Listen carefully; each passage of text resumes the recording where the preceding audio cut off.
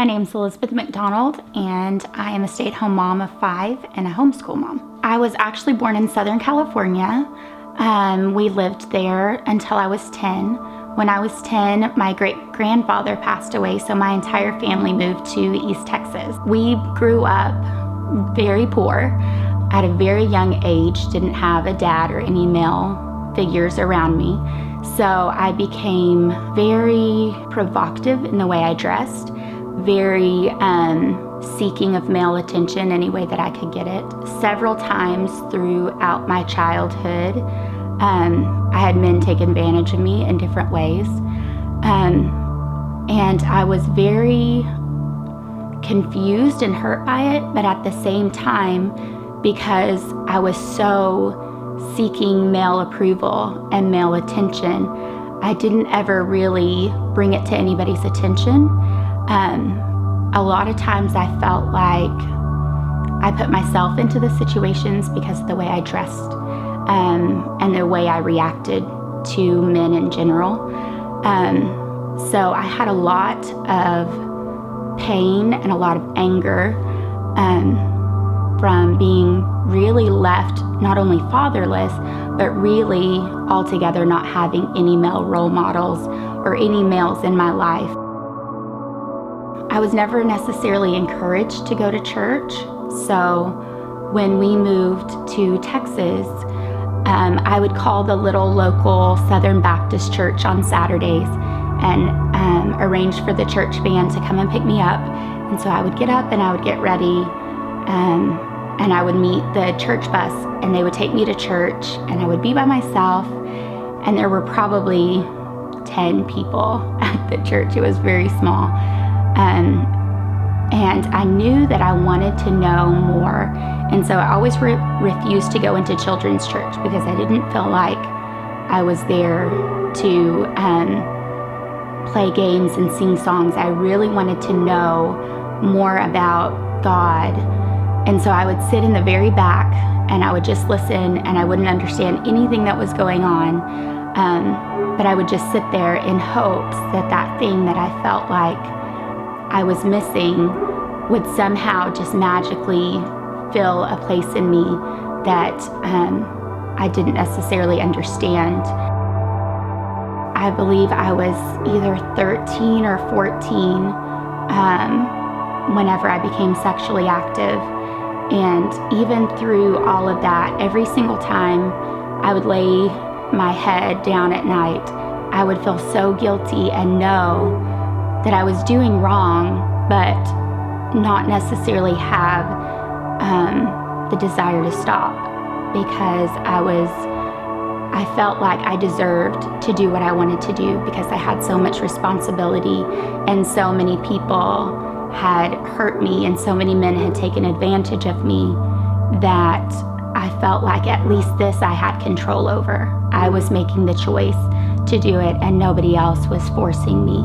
Through my teenage years, I was very confused, very angry, tried to hurt myself several times just because I couldn't figure out what that void was and how to fill it, because everything I was doing just seemed to make it worse. One day at work, I met Jeremy, and when I met Jeremy, I still didn't know God. I still had that hole. And so when I saw him, I told my friend who I worked with that I was going to marry him. And she said, "Well, Elizabeth, that's a problem because you have a boyfriend and he happens to be married. So there's no way that you're ever going to marry him." So what I didn't know is he was separated. And because of who I was at that time, I pursued him, and I pursued him very strongly, and I didn't really give him a choice not to be with me. Through the manipulation that I had learned and just the nature and the just who I was, how I dressed, I knew exactly how at that point to get men to react to me. because I had done it so often and learned it so much as a teenager. And so it wasn't the greatest start. But when we started going to church together, something changed in us, and we knew that we were supposed to be together. And we knew that even though the way we came together was really sinful, but we knew that God can make something beautiful out of it. And so the more we went to church together, the more desire we had to live right. It didn't come easy. In fact, I was pregnant and had a miscarriage pretty late on. I had a miscarriage, and I remember I was at a ladies' conference, and we were trying so hard to do right and be right, but it was difficult. And so I remember being at a ladies' conference, my first one ever, and Judy Jacobs was there, and she was encouraging us all to just pray God's will for our life and to seek after Him. And I remember being pregnant and praying the only way I knew how, because I was never taught to pray or showed how to pray. And so I just prayed, Lord, if this is not what you want for us, then just find a way to make it right. And so just a few days later, I miscarried, and I remember carrying the guilt of feeling like I prayed my baby away because I wanted to do right, only to realize that that wasn't the case at all, that God had loved me regardless and could make something beautiful come out of it.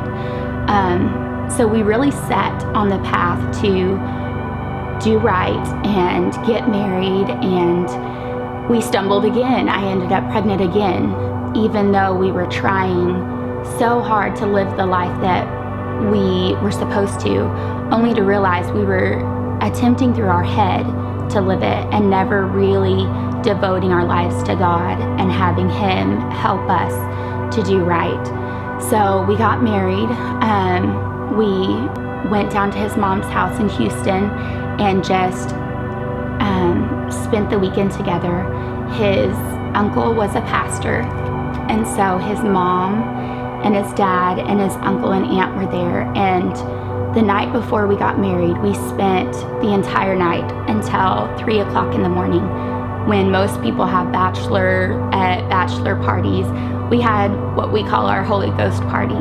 We spent the whole night praying together and praying all of the generational curses that we were both carrying and all of the baggage that we had. And we just spent that entire night with them praying those things off, praying that God would help us, that He would direct us in the path, that the things that we were dealing with would not be something our children would ever have to deal with, or that we would have to carry into our marriage with us. And that was actually the night that I was baptized in the Holy Ghost with the evidence of speaking in tongues. And it was at that point the changing for us and for our marriage.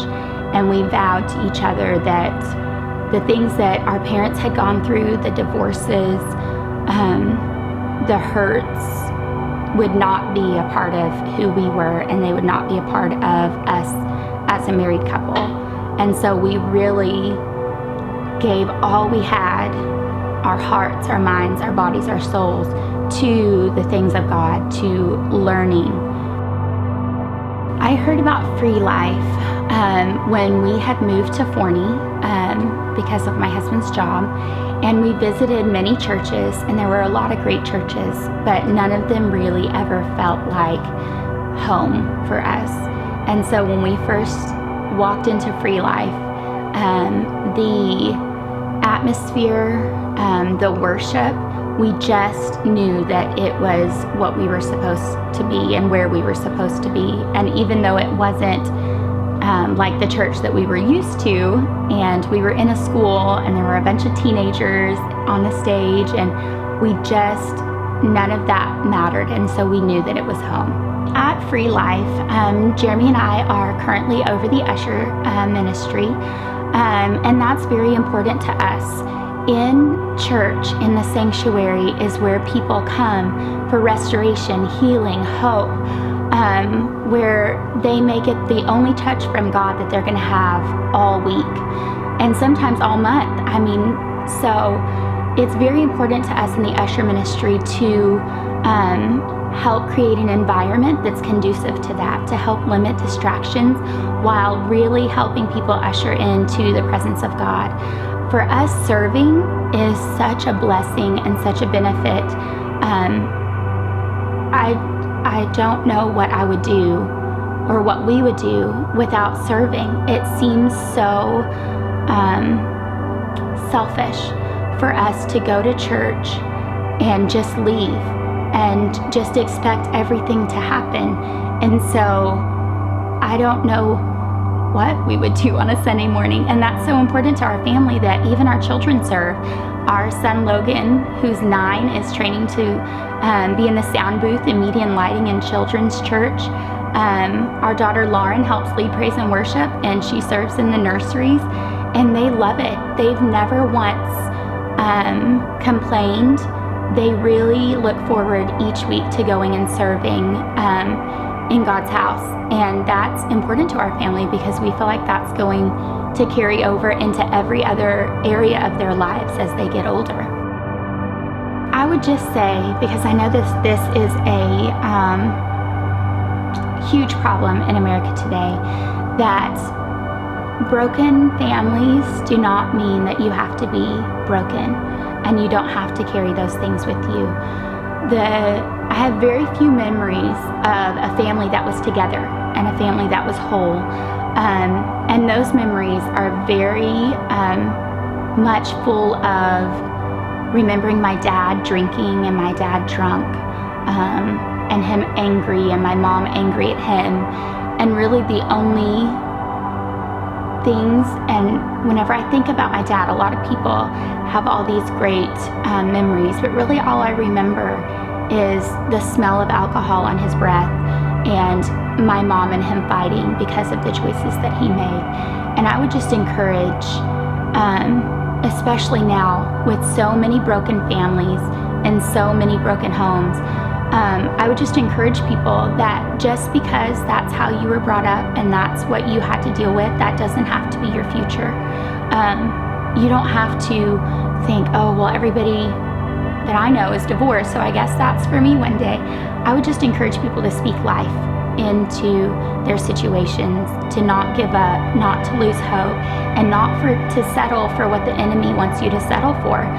Don't settle for anything less than God's best for your life. And God's best is not broken, is not hurting, is not depressed, but God's best is whole and happy and excited about your life, and not just going day to day hoping for a change, but be the change.